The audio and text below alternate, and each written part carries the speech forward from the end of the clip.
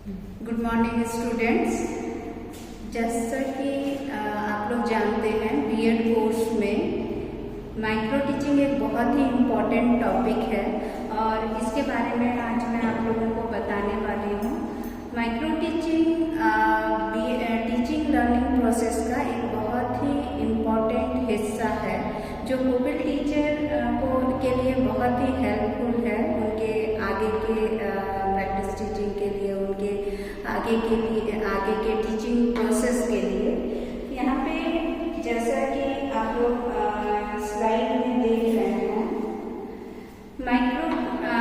Micro teaching दो शब्द से मिलकर बना है, माइक्रो और टीचिंग। माइक्रो का मीनिंग होता है सूक्ष्म और टीचिंग का मीनिंग होता है शिक्षण। यानी एक ऐसा टीचिंग प्रोसेस जो बहुत ही छोटे आकार में, छोटे सीमित समय में इसको किया जाता है। आप लोग स्क्रीन पे देख पा रहे हैं, शिक्षण कौशल को सीमित समय एवं आकार में सीखना सूक्ष्म शिक्षण। यानी माइक्रो टीचिंग के लिए एक टाइम लिमिटेशन होता है और इसमें जो आकार यानी इसमें जो नंबर ऑफ स्टूडेंट्स होते हैं, स्टूडेंट्स में यहाँ पीपल टीचर आ जाएंगे, जो पीयर ग्रुप में होते हैं, जिनकी संख्या को 10 रखा जाता है और जो समय पीरियड होता है, टाइम पीरियड होता है, वो होता है 5 से 7 मिनट। उसके बाद सूक्ष्म शिक्षण का तात्पर्य शिक्षा का लघु रूप है। जैसा कि मैंने पहले भी कहा है कि माइक्रो टीचिंग का मीनिंग ही है छोटे आकार में ये शिक्षण प्रक्रिया की जाती है।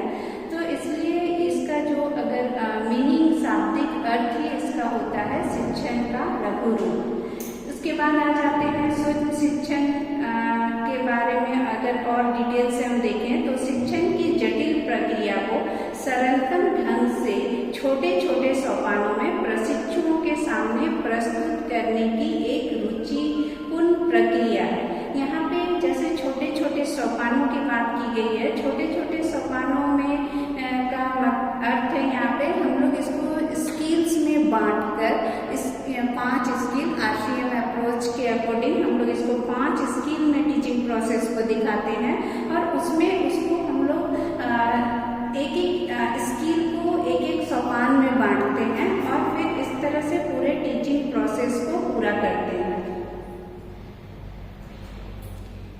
नेक्स्ट, इसके डेफिनेशन की बात करें, माइक्रो टीचिंग के डेफिनेशन की, तो यहाँ पे और एक चीज मैं बताना चाहूँगी कि माइक्रो टीचिंग का कॉन्सेप्ट आया कहाँ से। माइक्रो टीचिंग के कॉन्सेप्ट की बात करें तो ये सबसे पहले इसको इंट्रोड्यूस किया गया स्टैनफोर्ड यूनिवर्सिटी के द्वारा 1961 में, यानी 1961 में।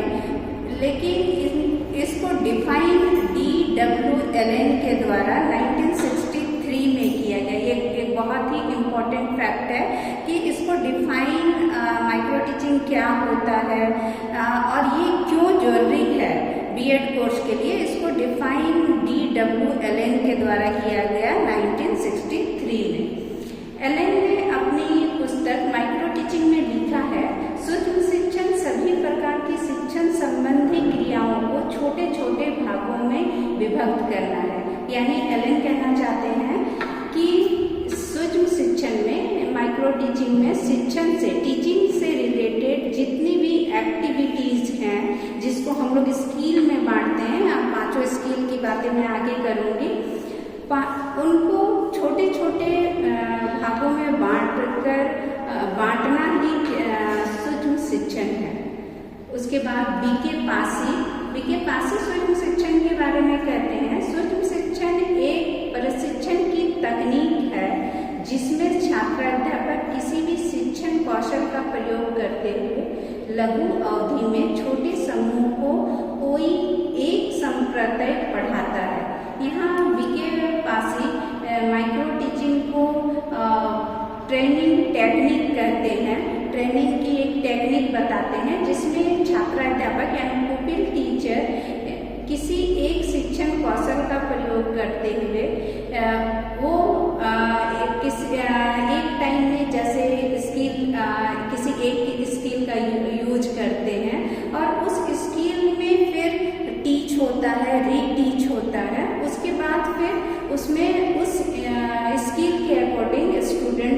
को पढ़ाता है, अपने पीयर ग्रुप में पढ़ाता है।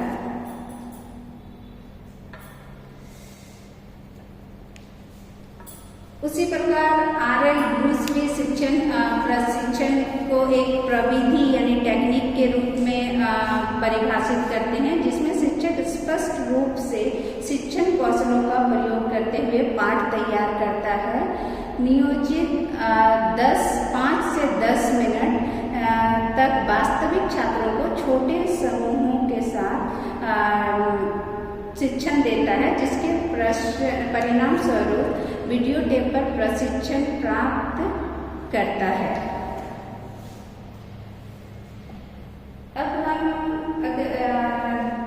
माइक्रो टीचिंग की परिभाषा को देख लिए। माइक्रो टीचिंग शब्द कहाँ से आया, ये कॉन्सेप्ट कहाँ से आया, कब आया, इन सारी चीज़ों को हमने देख लिया। इसके बाद हम लोग सूक्ष्म शिक्षण यानी माइक्रो टीचिंग के उद्देश्य को समझेंगे। इसमें उद्देश्य अगर इसका देखा जाए तो यह है, पहला इसका उद्देश्य एक टीचर प्रशिक्षु को सीखने और नए शिक्षण कौशलों को नियंत्रित परिस्थितियों में आत्मसात करने योग्य बनाना। यानी एक जो पुपिल टीचर है वो लर्निंग पीरियड में है, साथ ही वो उसे नए टीचिंग स्किल्स को सीखना है, तो उस स्किल्स को सिखाने के लिए माइक्रो टीचिंग के द्वारा उसको वास्तविक कक्षा में वो किस तरह का व्यवहार करेगा, किस तरह से कक्षा को नियंत्रित करेगा, इन सारी चीज़ों के लिए उसे योग्य बनाया जाता है, उसे ये सारी चीज़ें सिखाई जाती हैं। दूसरा उद्देश्य है एक टीचर प्रशिक्षु को कई शिक्षण कौशलों में योग्य बनाना। जैसे मैंने पहले भी कहा कि माइक्रो टीचिंग में 5 स्किल्स के बारे में बताया, RTM अप्रोच के अकॉर्डिंग 5 स्किल्स के बारे में हम लोग पढ़ेंगे। तो ये जो 5 टीचिंग कौशल्स हैं जो एक टीचर के लिए और टीचिंग लर्निंग प्रोसेस के लिए बहुत इम्पोर्टेंट होते हैं, उस स्किल में उस पुपिल टीचर को उसके योग्य बनाना है। तीसरा जो उद्देश्य है एक टीचर प्रशिक्षु को शिक्षण में विश्वास करने योग्य बनाना। टीचर जो प्रशिक्षु है यानी पुपिल टीचर, वो टीचिंग प्रोसेस को लेकर के उसमें कैसे कॉन्फिडेंस आए, कॉन्फिडेंस लेवल कैसे डेवलप हो, उसमें ये सारी चीज़ें माइक्रो टीचिंग में की जाती है। उसके जो नेक्स्ट उद्देश्य है वो है शिक्षार्थियों में नए कौशल का विकास करना। यहाँ पे जो पुपिल टीचर हैं वो उनमें नए स्किल्स जो उसको टीचिंग लर्निंग प्रोसेस में हेल्प करेंगे, उनका डेवलपमेंट करना भी इसका एक उद्देश्य है। इस तरह से हम लोगों ने माइक्रो टीचिंग के उद्देश्य को देखा। Thank you.